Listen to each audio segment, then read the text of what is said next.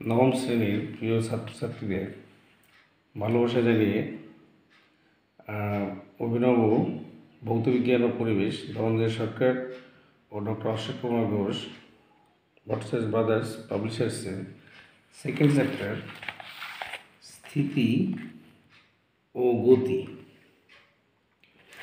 এর অনুশীলনী সলভ করাচ্ছি।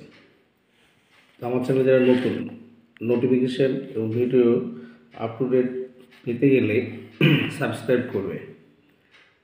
প্রথম প্রশ্ন হচ্ছে বলের মাত্রিক সংকেত কী? এর অপশান দেওয়া আছে ml t⁻⁻1, ml t⁻², ml t⁻1, t⁻², m² l t⁻²। তাহলে আমরা যদি দেখি যে বলের মাত্রিক সংকেত সমান দেখা যায় ভরের মাত্রিক সংকেত বল সমান ভর ইন্টু ত্বরণ, তাহলে ভরের মাত্রিক সংকেত ইন্টু ত্বরণের মাত্রিক সংকেত। তাহলে ভরের মাত্রিক সংকেত হচ্ছে m, ত্বরণ হচ্ছে l ইন্টু t⁻², তাহলে ml t⁻²। এটা অ্যান্সার হবে বি দাগেরটা। অভিকর্ষের অধীনে অবাধে পতনশীল বস্তু 1 সেকেন্ড অবরোহণ করে তার কোনটি হবে? g, 2g, g/2, 3g। তো যখন অবরোহিত উচ্চতা একটা বস্তুকে উপর থেকে ফেলা হয়, অবাধে পতনশীল বস্তু প্রাথমিক যে বেগ ইনিশিয়াল ভেলোসিটি সেই ইউটা হয়ে যায় 0, সেক্ষেত্রে এইচ সমান লেখা যায় ইউটি প্লাস হাফ এটা জি হয়ে যায়। ত্বরণটা অভিকর্ষীয় ত্বরণ, তাহলে gt²।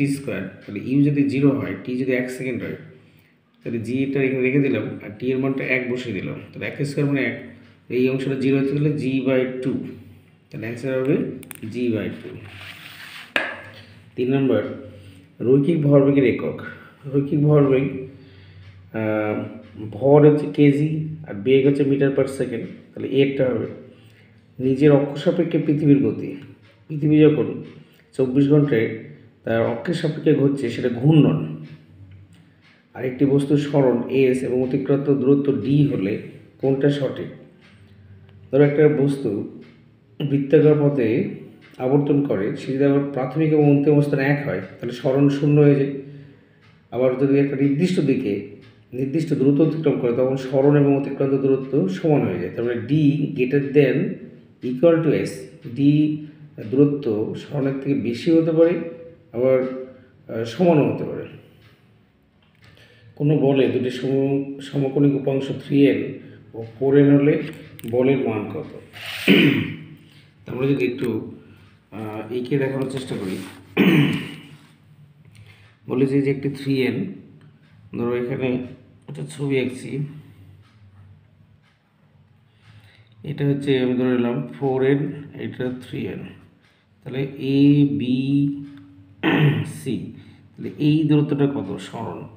তাহলে এসি সমান √, এসি সমান √4² প্লাস 3², তাহলে 16 প্লাস 9 একবারে 25-এর বর্গমূল করলে 5n হয়ে যাবে। কত হবে? 5n। এটা অ্যান্সার হবে 5n। একটি বস্তু সমদ্রুতিতে গতিশীল, কণাটির গতিবেগ পরিবর্তনশীল হতেও পারে আবার নাও হতে পারে। অপশান বি হবে। একটি বস্তু যদি সমদ্রুতিতে গতিশীল হয় তাহলে কণাটির গতিবেগ পরিবর্তনশীল হতেও পারে নাও হতে পারে। রকেটের গতি যে সংরক্ষণ নীতির উপর প্রতিষ্ঠিত সেটা হচ্ছে রৈখিক ভরবেগ। কোনো বস্তু প্রাথমিক বেগ যদি 0 হয়, ত্বরণ যদি 2 সেমি/সেকেন্ড হয়, তাহলে 4 সেকেন্ড পর বস্তু গতিবেগ কত হবে? এক্ষেত্রে সে অঙ্কটি আমরা জানি ভি সমান ইউ প্লাস এটি। তাহলে প্রাথমিক বেগ যদি 0 হয়, ইউ 0, এটা বলে যে ত্বরণ হচ্ছে 2 আর 4 সেকেন্ড সময় 4, তাহলে 8 সেমি/সেকেন্ড। কোনো বস্তুর উপর স্থির মানের বল প্রয়োগ করলে বস্তুটির সমান ভরবেগ থাকবে, এটা হবে এ দাগ। আর একটি কণা আর ব্যাসার্ধের একটি বৃত্তাকার পথের অর্ধেক অতিক্রম করলে সরণ কত হবে? ধরো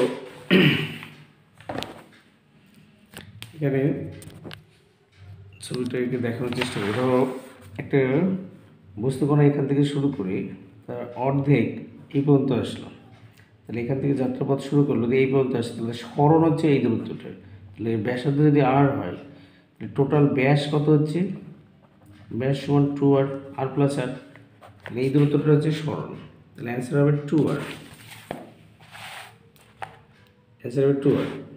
এসআই পদ্ধতিতে বেগের একক, এসআই পদ্ধতিতে বেগের একক হচ্ছে, দেখো এসআই পদ্ধতিতে বেগের একক হচ্ছে metre per second, metre per second.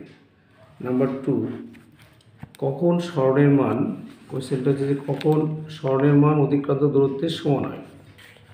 তাহলে যখন একটি বস্তু নির্দিষ্ট দিকে সরলরেখা বরাবর গতিশীল হয় এবং একটি নির্দিষ্ট দূরত্ব অতিক্রম করে, তখন অতিক্রান্ত দূরত্ব এবং সরণ সমান হয়। মানে দিক, একটা নির্দিষ্ট দিকে যদি একটা বস্তু গতিশীল হলে তখন দূরত্ব এবং সরণ সমান হয়ে যায়। 3 নম্বর কোশ্চেন আছে, মিটার পার সেকেন্ড স্কোয়ার কোন ভৌত রাশির একক? মিটার পার সেকেন্ড স্কোয়ার ত্বরণের এককও হবে, আবার মন্দনের এককও যদি কেউ লেখে, ত্বরণের অথবা মন্দন দুটোরই হবে, ত্বরণ এবং মন্দনের একক। 4 নম্বর, বস্তুর গতি কত প্রকার এবং কী কী? 4 নম্বর কোশ্চেন দেখতে পাচ্ছ, বস্তুর গতি কত প্রকার, কয় প্রকার ও কী কী? 4 উত্তর হচ্ছে বস্তুর গতি 5 প্রকার: চলন গতি, বৃত্তীয় গতি, ঘূর্ণন গতি, মিশ্র গতি এবং সরল দোলক গতি। 5 নম্বর কোশ্চেন, এখানে বলেছে কোনো বস্তুর গড় দ্রুতি কি কখনো শূন্য হতে পারে? তো পরিবর্তনশীল মানে গতিশীল বস্তু গড় দ্রুতি শূন্য হতে পারে না। সময় লেখচিত্রের নতি কি নির্দেশ করে? বেগ সময় লেখচিত্রের নতি তোমার 6টা ত্বরণ, ত্বরণ নির্দেশ করে। সেক্ষেত্রে 1 নিউটন এবং ডাইনের মধ্যে সম্পর্কটা কি? তাহলে 7-এর অ্যান্সার হবে 1 নিউটন সমান হচ্ছে 10⁵ ডাইন। যদি দেখতে চাও তোমার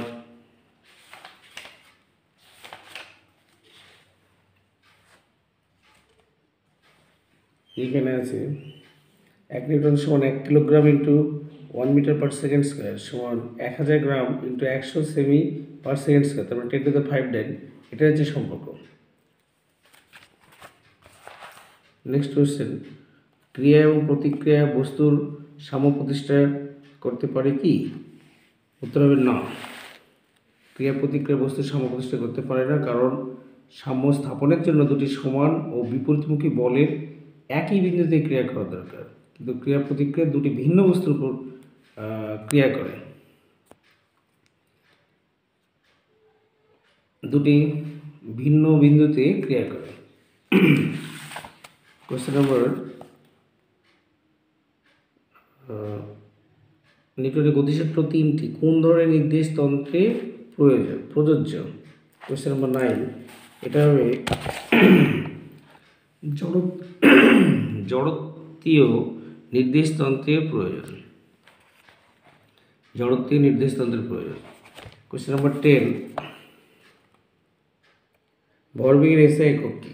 ভরবেগের হচ্ছে ভর কিলোগ্রাম আর বেগ হচ্ছে মিটার পার সেকেন্ড, তাহলে তোমার এটা হবে kilogram metre per second. Question number 11, বেগ এবং ত্বরণ কি কখনো বিপরীতমুখী হতে পারে?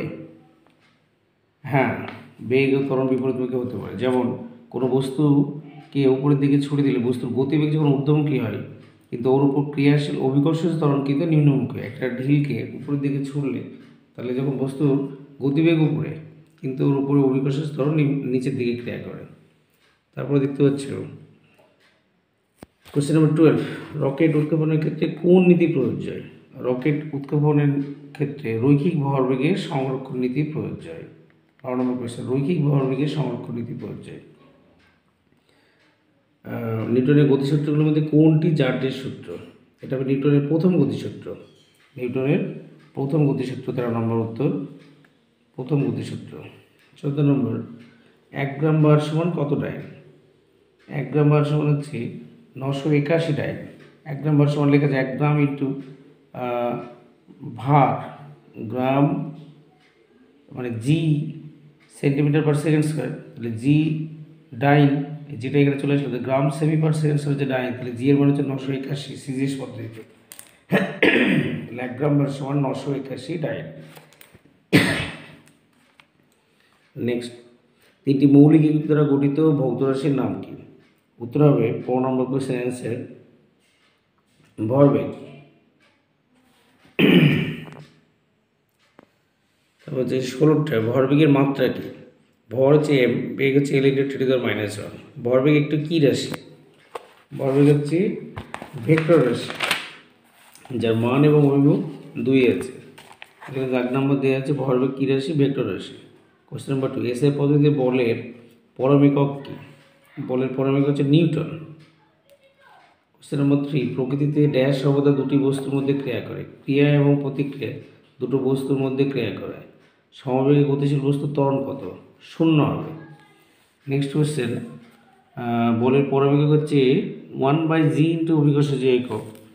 এটা আমরা কীভাবে প্রমাণ করতে পারি? ধরো বলের অভিকর্ষ একক সমান লেখা যায় এসআই পদ্ধতিতে 9.81 নিউটন। তাহলে 1 নিউটন সমান বলের অভিকর্ষ একক বাই জি। তাহলে নিউটন যদি বলের পরম একক হয় তাহলে পরম একক সমান বলের অভিকর্ষ একক বাই জি। তাহলে 1/g দিয়ে ভাগ করলে বলের পরম একক পাওয়া যায় অভিকর্ষ এককে। আর প্রত্যেক ক্রিয়ার সমান এবং বিপরীত প্রতিক্রিয়া আছে, এটা সত্য, নিউটনের তৃতীয় সূত্র। ক্রিয়া প্রতিক্রিয়া দুটি ভিন্ন বস্তুর উপর প্রযুক্ত হয়, তাহলে এটা ভুল, মিথ্যা, এফ। তাহলে 1-টা সত্য, 2-টা মিথ্যা। 3-টা নিউটনের দ্বিতীয় গতিসূত্র থেকে বলের পরিমাপ পাওয়া যায়, হ্যাঁ এটা সত্য, পি সমান mF/ma, তাহলে এটা সত্য। 4-টা বন্ধনের এসআই একক সেন্টিমিটার/সেকেন্ড, না বন্ধনের একক হবে মিটার/সেকেন্ড², তাহলে মিথ্যা হবে। 4-টা কী হবে? মিথ্যা। কোশ্চেন নাম্বার 5, জাড্রের ধারণা দেয় নিউটনের তৃতীয় গতিসূত্র। জাড্রের ধারণা দেয় নিউটনের প্রথম গতিসূত্র, তাহলে এটা মিথ্যা হবে। কোশ্চেন নাম্বার 6, বন্ধনকে কি ঋণাত্মক ত্বরণ বলে? বন্ধনকে ধনাত্মক ত্বরণ বলে, এটা হচ্ছে তোমার মিথ্যা। বন্ধন হচ্ছে ঋণাত্মক ত্বরণ বলা হয়, তাহলে এটা মিথ্যা হবে, এটা মিথ্যা হবে, সত্য হবে, এটা মিথ্যা। তো প্রত্যেকটা চ্যাপ্টারে আমি অনুশীলনগুলো করে দেবো এই বইয়ের।